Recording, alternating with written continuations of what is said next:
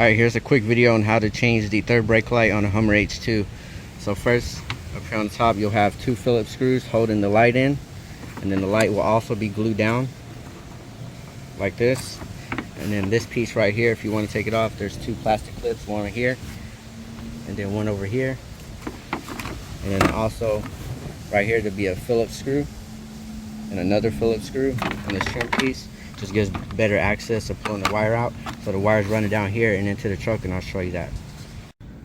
Alright, so the access to the wire for the third brake light will be right under here, under this trim piece right here. There's just a bunch of clips holding it on. You can just pop it off really easy. And the connector will be right here coming out. And then the new third brake light is a LED unit, and it just has different adapters. Just choose the correct adapter right here. Black wire go to the black wire, and then this white wire go to the yellow wire, and then just connect it up and put it all back on. You're good.